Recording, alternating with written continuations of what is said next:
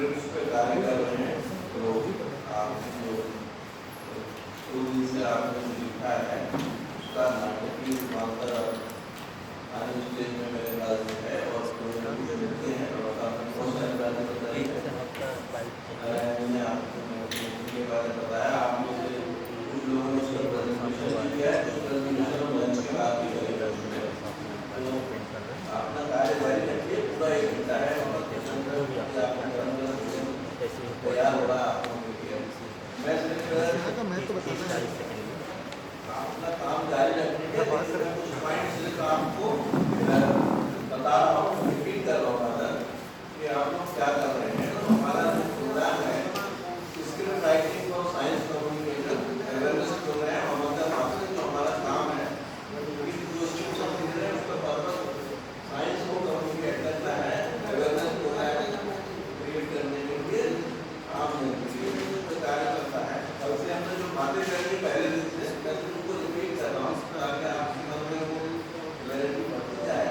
Need of science communication हमें क्यों आवश्यकता है, विज्ञान संचार साइंटिफिक टेम्पर क्या है, वैज्ञानिक दृष्टिकोण क्या है, local issues problems requiring scientific intervention solution, जो हमारे जो समस्याएं हैं उनका वैज्ञानिक समाधान किस प्रकार से कर सकते हैं, क्या हमारे टारगेट ग्रुप्स होने चाहिए, मोड ऑफ कम्युनिकेशन क्या होना चाहिए, क्या स्ट्रेटजी और इसको इम्प्लीमेंट करने के क्या हम प्लान करेंगे जैसा आप लोग कर रहे हैं। तो आउटरीच प्रोग्राम होगा तो स्कूल में गाँव ग्राम सभा में जाकर अपना प्रोग्राम भी करेंगे। फीडबैक एंड फॉलो जो आप प्रोग्राम कर रहे हैं उसका फीडबैक जो भी आप प्रस्तुत कर रहे हैं उसका फीडबैक और फॉलो करना है आपको, ताकि आपको पता चले कि क्या अदर इम्प्रूवमेंट हो सकता है। वो आप आपस में भी कर सकते हैं। आपने अगर अपनी स्क्रिप्ट सुनाई अपने 4 साथियों की तो वो लोग आपको सही फीडबैक देंगे कि भाई इसको ये करते जैसा करते चले आए हैं। सब्जेक्ट टॉपिक आइडेंटिफिकेशन के बारे में बात हुई, गवर्नमेंट ऑफ साइंस राइटिंग के बारे में बात हुई, सोर्सेज ऑफ साइंटिफिक इंफॉर्मेशन के बारे में बात हुई, प्रॉफिट मेकिंग का जो प्रैक्टिकल है वो करके दिखाया गया है, प्रॉफिट कैलकुलेशन के बारे में बताया गया है, वॉइस ओवर और म्यूजिक कैसे उसमें हम सारे बातों के बारे में डिस्कशन हुआ है, आप लोगों ने प्रेजेंटेशन भी किया है। गवर्नमेंट स्कीम्स क्या है कुछ जो इससे संबंधित जो हमारे कल बताया गया कि हेल्पलाइंस हैं, रिपोर्टिंग का मैकेनिज्म है, अगर वन्यजीवों के साथ कुछ हमारा संघर्ष होता है और कोई हेल्थ इश्यूज आ जाते हैं, हाइजीन इश्यूज, सैनिटेशन इश्यूज आते हैं, इसके बारे में बात हुई है। स्नेक बाइट्स के बारे में कल बात हुई है। तो एनवायरमेंट, वाटर, बायोडायवर्सिटी, इकोलॉजी के बारे में बात हुई है और फर्स्ट एड और प्राइमरी हेल्थ सेंटर और एम्बुलेंस सर्विस के बारे में बात की। करानिया के सामने काटा या इस तरह की जो घटना है, जो गाँव के स्कूल और पंचायत है उनके साथ हमें जुड़ना है। वहाँ पे हमें प्रचार तैयार कर रहे हैं, पोस्टर्स लगाने का यहाँ से मैडम ने वो भी किया था, अपना एक सजेशन भी दिया था कि उसको पूरा पंचायतों में इस बारे में आपने कहा था कि प्रचार सामग्री उसका एक कॉम्प्लेट भी बन रहा है, कॉम्प्लेट आपको दे दिया जाएगा। और जो वन्य जीव है उनके साथ हमें क्या तालमेल रखना है उसके बारे में बातचीत कीजिए। किसानों को किस प्रकार का व्यवहार करना है उसके बारे में बातचीत कीजिए। ड्रिंकिंग वाटर की जो परेशान प्रॉब्लम्स हैं उसके बारे में बातचीत कीजिए और वाटर बॉर्न डिजीजेस के बारे में बातचीत कीजिए, जिसमें मलेरिया और इस प्रकार की बातें हैं। और अवेयरनेस जो है उसको क्रिएट करने के लिए हम उसको काम कर रहे हैं। इस प्रकार से अपना जो ये मैसेज साइंटिफिक मैसेज है जिससे कि लोगों को उनकी समस्याएं को जाने में आसानी हो, उसके बारे में बात की। जो आपके आलेख उसमें इन सभी बातों का समावेश करके बड़े सरल भाषा में उनकी अपनी भाषा में उनको उनके साथ जुड़ते हुए उनके लेवल पे आगे हमें कम्युनिकेट करना है। तो इस बारे में आप लोग अपना कार्य करते हैं। अभी 45 मिनट से 1 घंटा करीब बचा हुआ है तो अपनी स्क्रिप्ट फाइनल करके आज अपनी फाइनल स्क्रिप्ट में शाम को सौंपते जाएंगे। और अभी भोजन के बाद उपरांत आप लोगों का प्रेजेंटेशन जो प्रॉपर पॉकेट के माध्यम से होगा, तो उसके लिए भी आप थोड़ा सा मेंटल पेपर बना के रखें, समय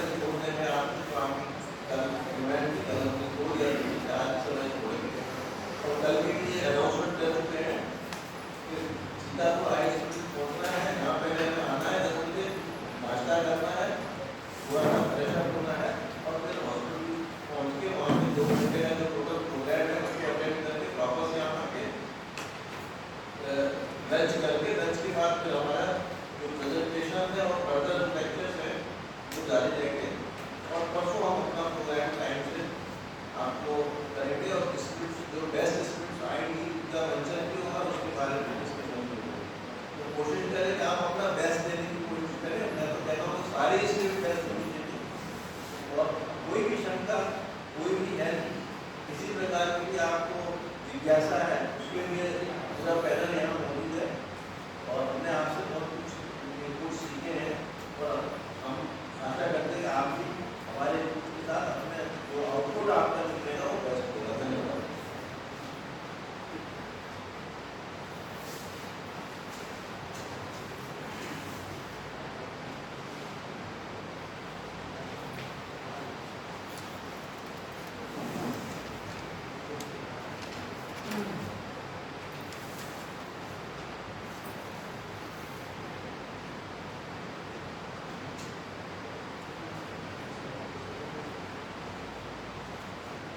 कुछ लोगों ने कहानी तैयार की है क्या?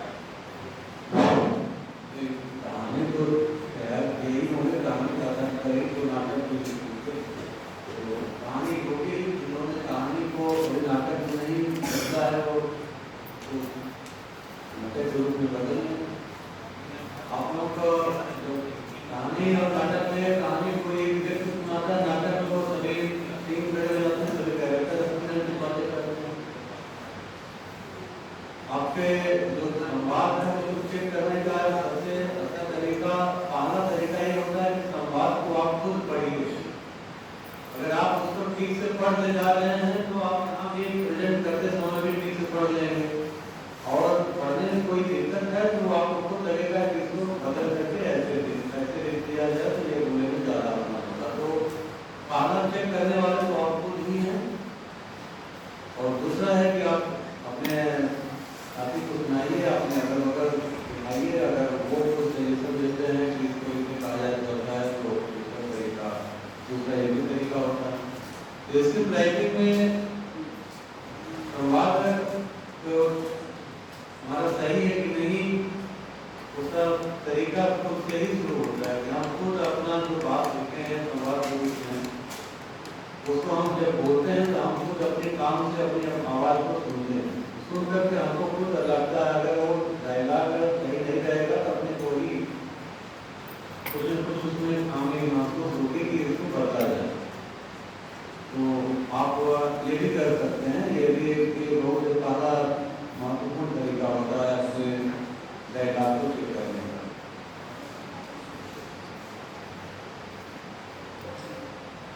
दूसरा है कि जो भी डायलॉग लिखते हैं उसको किसी भाव के साथ डालना है क्या, उस भाव को डायलॉग लिखने से पहले ब्रैकेट में लिख दीजिए, ऊंची आवाज में, धीरे से, कान में चिल्लाते हुए, नाराजगी व्यक्त करते हुए। तो वो भाव के साथ फिर व्यक्ति को एक जो भी उसको पढ़ेगा तो उसको एक दिशा निर्देश मिल जाता है कि इसको हमको कैसे पढ़ना है। आप अपने तरीके से लिख देंगे लेकिन सामने वाला को अगर उसका भाव नहीं पता है तो वह आपके भाव के अनुसार उसको नहीं पढ़ेगा। तो ब्रैकेट में हम इसीलिए उसके भाव को लिखते हैं कि इसको कैसे पढ़ना है।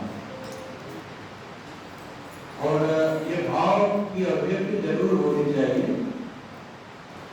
नाटकीय दृश्यों में बातों को लोग कहीं किसी भाव के साथ ही व्यक्त करते हैं। ये भाव की अभिव्यक्ति का तरीका आपने उसमें कहीं आप आसान जरूर दीजिएगा।